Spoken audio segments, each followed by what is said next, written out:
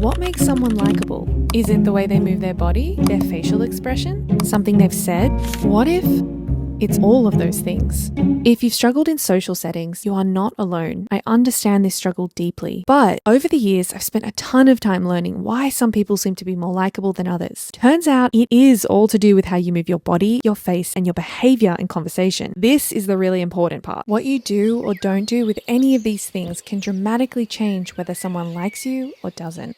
Hi friends, I'm Libby. Welcome. Today we are talking all about the things that you can do to become more likable and socially magnetic. I am someone who was not born confident and I have struggled with huge amounts of self-doubt. But over the years, I've actually managed to transform the relationship that I do have with myself and actually live a life that is full of more meaning and purpose and confidence. This channel is where I can share all the lifestyle tips, mindset shifts, and helpful habits that have helped me do just that. So if transforming the relationship with yourself is something that interests you, then stick around and let's talk about the first tiny change you can make to become more likable.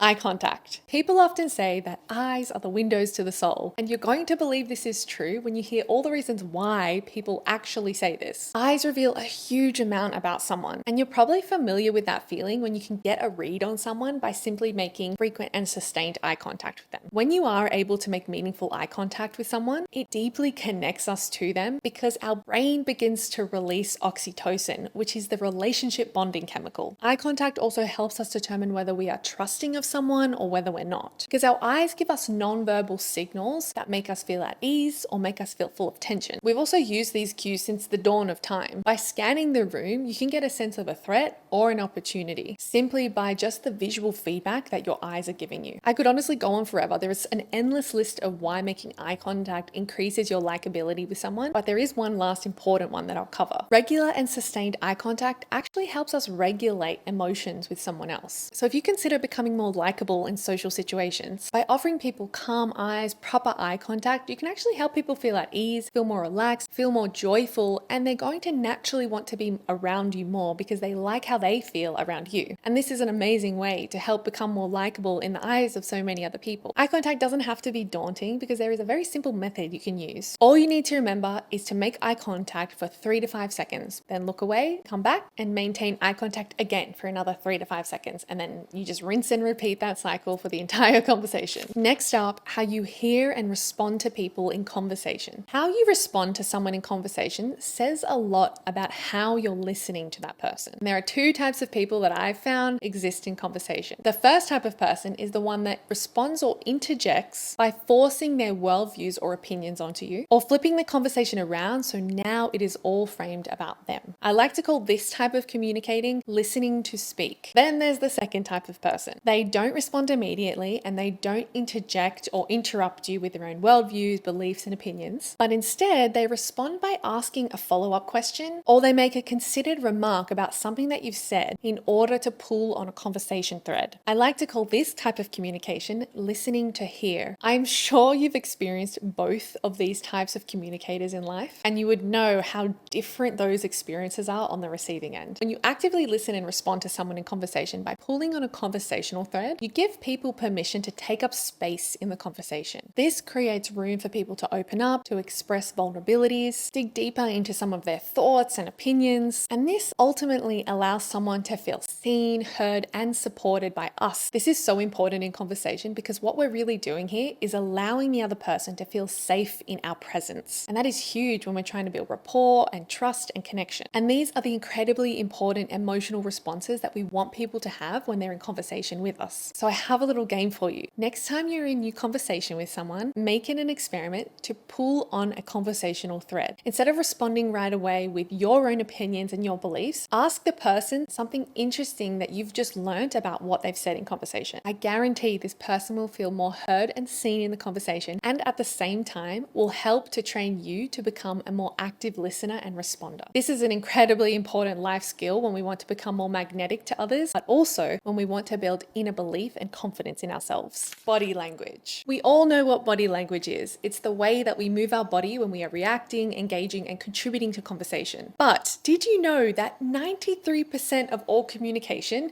is non-verbal? That is a huge number and suggests how important it is that we are aware of what our body is communicating to someone else when we're in conversation. So if we want people to view us in a more favorable light, aka begin to form a good first impression impression of us, instead of using more words and trying to perfect the first thing that we're going to say, we can just use our body. You already instinctively do this. Head movements are one of the easiest ways to signal interest. Head movements tell the other person that we are actively listening to what they are saying. After all, people on a very basic level just want to feel heard, valued, understood, and respected. So you can increase the amount that you move your head in conversation or to signal the person to continue talking and continue expressing themselves. This is a really nice way to tell that person that you're making space for their voice in this social setting and in this conversation. Another really easy way you can do this is by subtly copying the other person's body. This is also known as body mirroring. Mirroring works because it sends a subconscious signal to the other person that you are in tune with them and you are the same. And people tend to really like things that feel familiar. This will start to help people feel at ease when they're in conversation with you, and then that will help them feel more trusting towards you. So do this subtly, nothing too intense, otherwise the other person will be weirded out, but this will start to help paint a more positive image of you in that person's mind. Final one here before we move on to our next tiny thing is actually using hand gestures when you're talking. It helps you convey your message, it brings clarity to your thoughts, and helps highlight and emphasize important, energetic, or emotional triggers in your story. As we do this and we use hand gestures, we're actually able to bring people along an emotional journey with us. And to become more likable, we actually need to connect with people and have them connect with us. But having a clear message when you're talking helps present you as more self-assured, which is a great way to build inner self-confidence and be perceived from the other person's lens as more confident. It goes without saying that people generally really like confident people. Next up, facial expressions. I have another fun fact for you. I'm sure you know the saying, a smile is worth 1,000 words. Well, that comes from the saying, a picture is worth 1,000 words. And the origin of that comes from the notion that we can look at a picture and immediately feel an array of emotions more than we could ever express with words alone. So smiling is a really easy way that we can send more positive signals to another person. Smiling is the universal language for warmth, kindness, attraction, and in turn, likability. So simply by smiling more, we can signal to others that we are more open, joyful, and fun. And this, of course, makes us appear more approachable and confident. The really nice thing about smiling more is that it sends a feedback loop to your brain. When you actively smile more, you signal to your brain that you are happy. So guess what happens next? Your brain starts to flood your body with more happy signals and happy emotions. Then you end up smiling more and more authentically and more genuinely. And then you start to feel more authentically and genuinely happy. And then all of a sudden you're in this nice happy brain feedback loop where you're feeling obviously more happy, but also more relaxed, more at ease, and more joyful in general. So if you've forgotten everything in this video up until this point, then just remember one thing: smile more. And I guarantee people will start to gravitate towards you. You'll become known as someone who smiles a lot. And turns out people love hanging around people who are smiley. Next up, genuine compliments. It always makes me feel warm and fuzzy inside when a friend or a stranger shares a genuine compliment with me, because they didn't have to, but they went out of their way to say something nice. And when people do this, it constantly reminds me that this is a tool I also have access to in my worthy mission of wanting to become more socially magnetic. Giving a genuine compliment simply helps people feel more seen and valued. But the caveat here is the compliment actually does need to be genuine, because people can smell a BS compliment from a mile away and they don't like to feel like they're being won over. But genuine compliments are a win-win because it makes the receiver feel good and also you as the giver feel good. And in fact, it actually releases serotonin in the brain, which is the happy feel-good hormone. So all the more reason to give more genuine compliments to people. I often hear myself complimenting people in my own mind. If I'm walking down the street or waiting in line somewhere and I see a beautiful dress on a girl or someone's hair that I think is really pretty or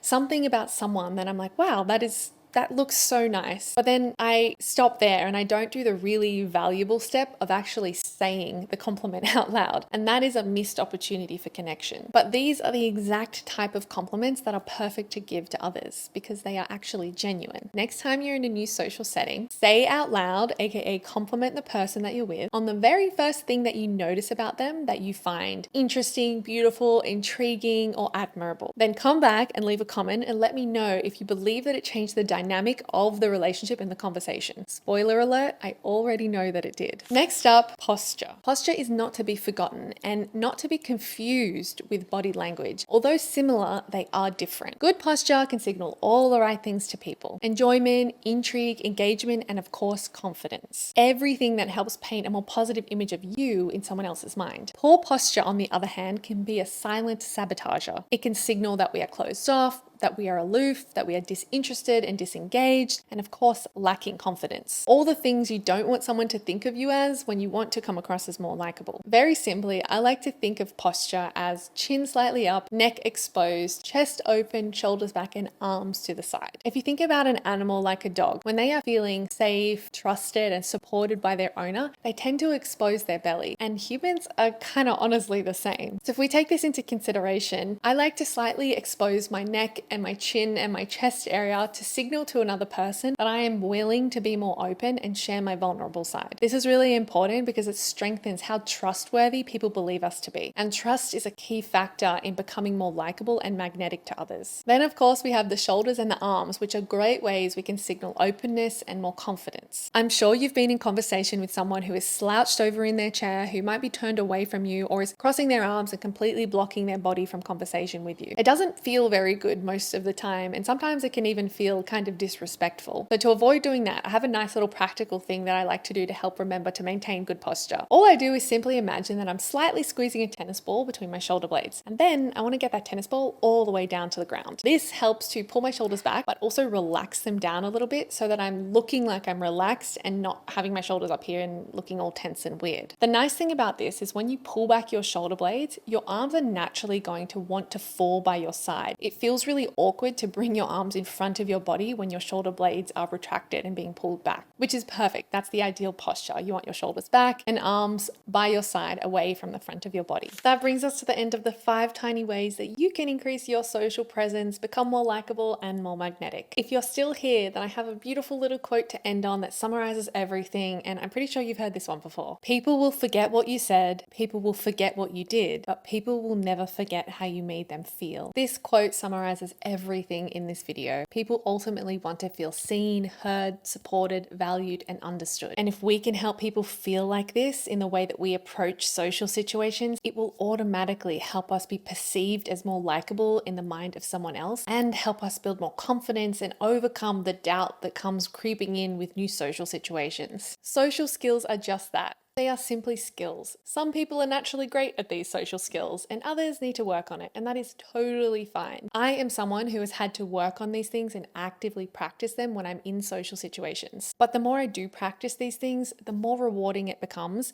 and the more I realize this is actually having an overall greater impact on my day-to-day confidence. Pick one little thing from this video and practice it a few times. Get in the habit of feeling what it feels like until it becomes a little bit more familiar, and I promise it gets easier, and treat it as a little social experiment. Let me know in the comments what little social tips that you have. Maybe something that's really helped you out in social settings. If you're still here, then consider subscribing so you can stay up to date with all the new videos. And if you did like this video, then I have another video you might like to watch, which is all about habits that can just make your life easier and simpler. Thank you so much for watching and being here with me. I'll see you in the next video. Bye.